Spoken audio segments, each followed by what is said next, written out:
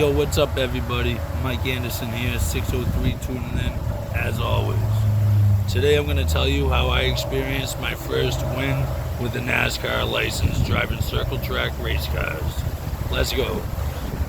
It's an awesome experience because it's pretty much the win that decided my confidence and the way I approached racing in the big boy division, because it was my father's birthday.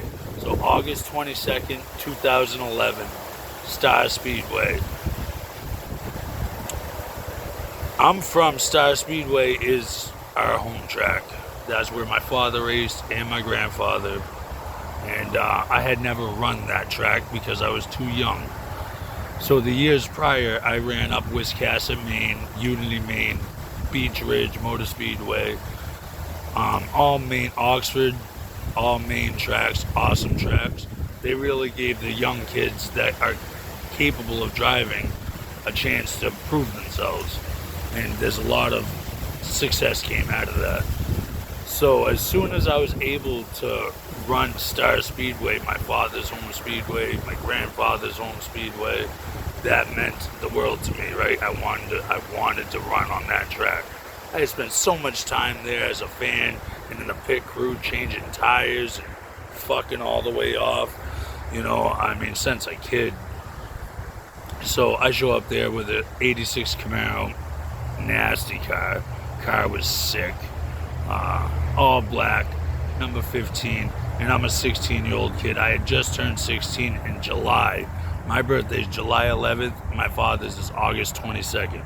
So the month before I turned 16, old enough and eligible to get my NASCAR license and run with these guys, which is a huge accomplishment. It takes a lot of money, a lot of effort, sponsorship helps, and you have to be good at it. You can't, granted I wrecked a lot, but my statistics evened out enough to where it was going to work. And I was so nervous. It was my dad's birthday, and of course my dad is partying from fucking 2 nights beforehand. He's just sending it. I'm sending it. Everybody's partying, Back then when we had birthdays, we celebrated for a week beforehand and recovered for the week after. That's what it was about, and whatever, right, wrong, or indifferent, that's just what it was. So, Star Speedway, I can finally run it. And I had won multiple races in the truck division, 4-cylinder truck division up in Maine.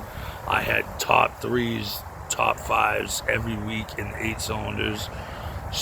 Street stocks is what they call them back then, or super streets if you were Wiscasset Speedway.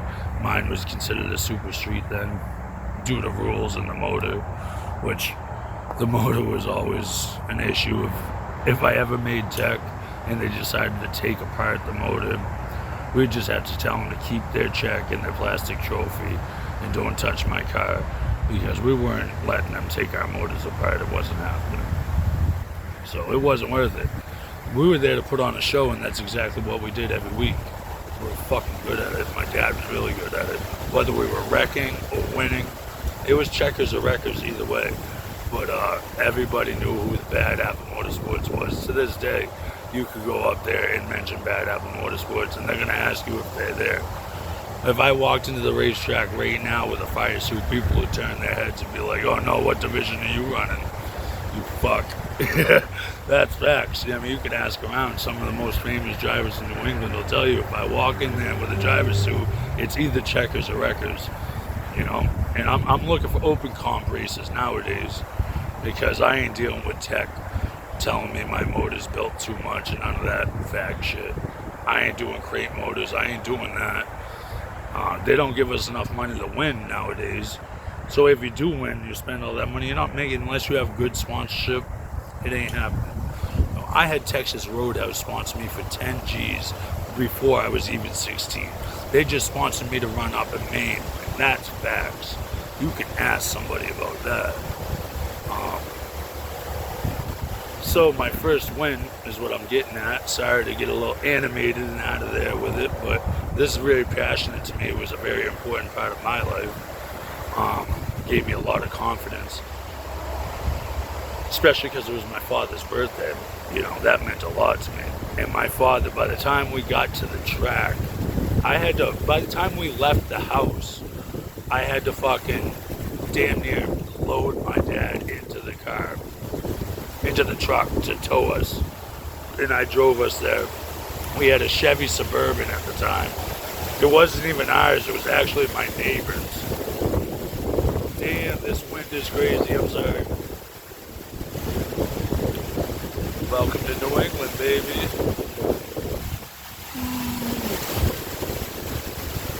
But anyway, so I had to literally load my dad into the passenger seat just to get us to the track. In the meantime, I was sober, but I had been up 3 or 4 days prior. So just because I was sober, I was still trying to recover. And now I have this serious race. This is butterflies in your stomach. Feels like you want to puke constantly. And especially when you get to the track and you see all your competitors, it's a fucking crazy experience.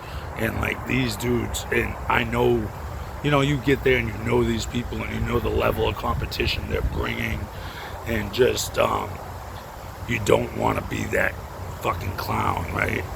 And I had never raced that star myself as the driver. I had just always been a pit crew member, my dad's pit crew, which he always had success. My dad's won multiple races as star. So, anyway, we unload, we get parked in the pits, pull up to our spot, our slab, concrete slab, you unload the race car onto your slab. So we hop out the Suburban. My dad's still in the front seat. He's passed out. He's got to sleep a little bit to even catch the feature race, because he's not going to be able to walk around through all this. He's fucking cocked. It's his birthday. He's living it up.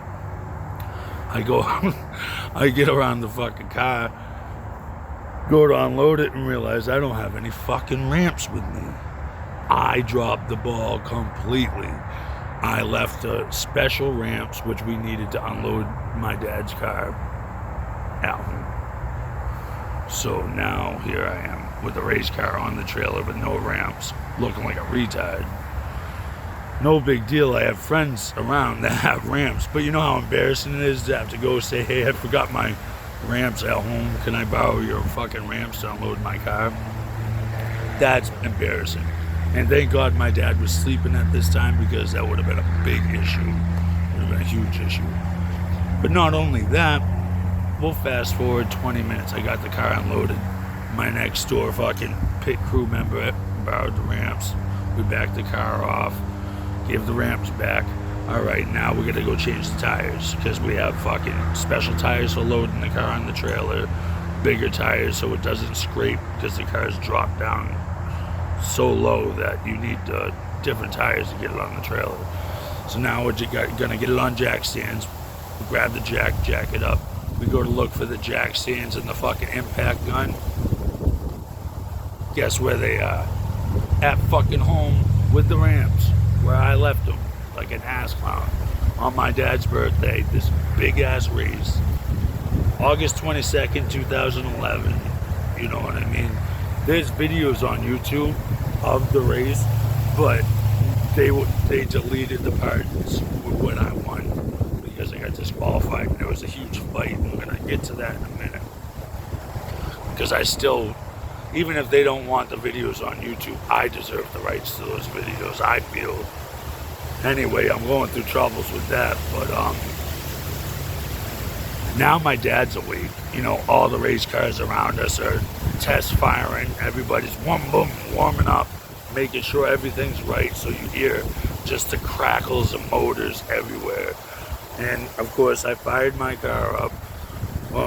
At this time, I had already made a call to our neighbor and said, listen, I at least need you to grab our tools and bring them, please.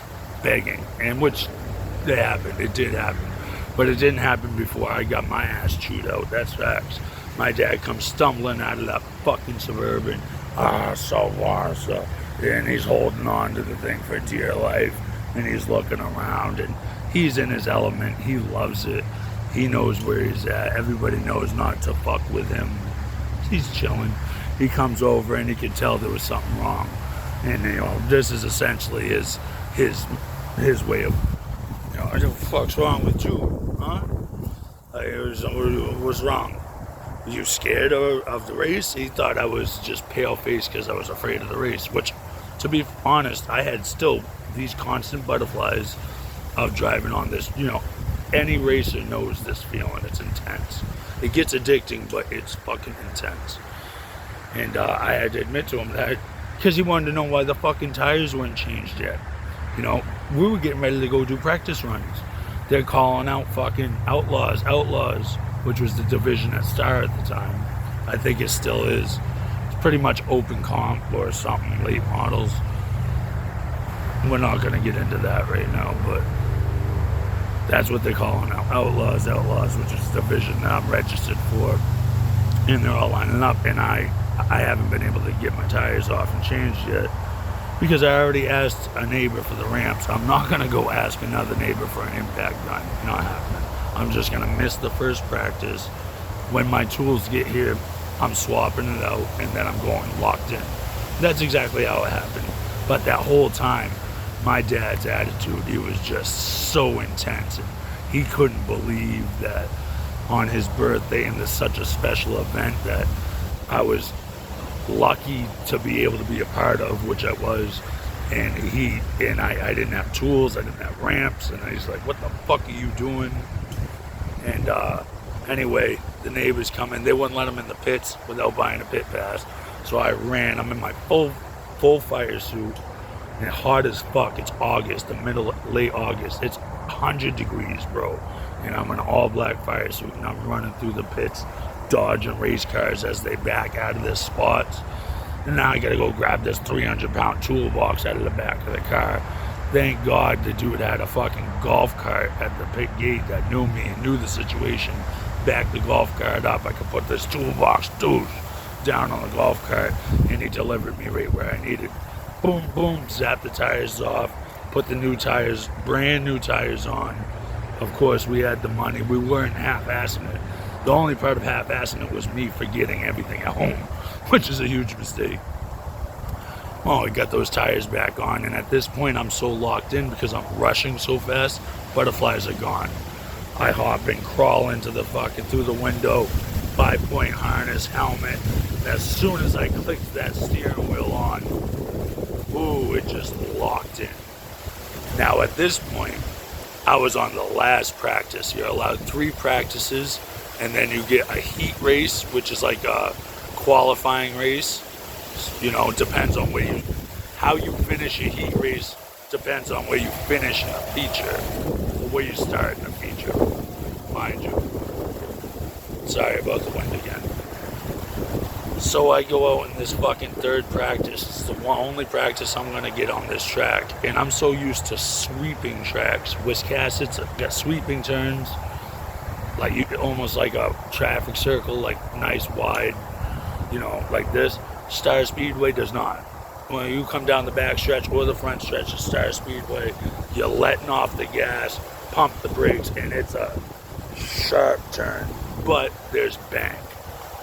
More bank angle to help catch you. But it was just a completely different style racing than I had done. So I locked them up. The first lap of practice, I locked my front tires up. Brand new tires. These are not cheap tires either. American racers, 8-inch American racers at the time. They weren't cheap.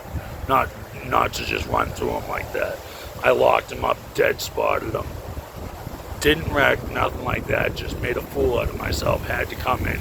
So I essentially have 1/2 a lap on this track that I completely botched. We had tires, more spare tires, so I come back in the pits. My dad's pissed off now, so mad. We changed the tires, and this is where my dad locks me in. Even though he's drunk and he's been partying, he could tell that I was struggling with the thought of a different track. I wasn't used to it. And that was my only practice run, and I botched it.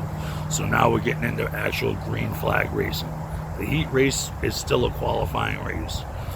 So he really sat me down and talked to me for like the next 45 minutes while everybody else, every other division went through their practice. And I felt so much more comfortable when I got in that fucking car for the heat race. And all the weight was off my shoulders. And I fucking won the heat race from the back, started dead last, 10 lap run, won it. But I lost my brake pressure. And my dad didn't believe in too much brakes anyway on the track. He only believed in enough to just kind of set. Like there was no real brakes. So when I lost the pressure, I told him, and he's like, "We'll just have to let off earlier, learn to roll it." Well, they wanted to, where I won the heat race, I could have started pole position, which is first in the feature, and I wouldn't have had to pass anybody, which would have been the smart move to do, right? You know what I mean? You're thinking, I just won the heat, but I got so nervous now with no brakes. And I'm like, I don't know, I want to start in the back, which was a fucking huge mistake, because now, yeah, it's a big race, and I got more laps. I don't just have 10 laps, I have 50 laps to get to the front, which is cool, but the longer that car gets driven so hard into the corner, that little bit of brakes pressure that I have is nothing. By 15, 20 laps, it was just a loose pedal. You could just slap the pedal. I was just using it to hold myself into place and just working the throttle. And it was a controversy race because, you know, there was people that were jacking on their brakes right in front of me to get into the turn, and they were in the way at that point. It was a bump and move. I never wrecked anybody, but I moved most of the crowd there, and everybody that was in front of me. I had no brakes, so I was just sending that bitch right into the turn. If they locked them up, they would get up one lane, and I was going, and whoom, same thing. You know, 50 laps in, and not only did I win, I lapped like almost half the field. This is my father's birthday. It started off as complete shit, facts, 100% facts. And now here I am doing the best performance I've ever done in my life, even though I'm not a dirty racer, but the circumstances were I had no brakes, and they were in the fucking way. You know what I mean? So listen to Ludacris once in a while. Move, bitch.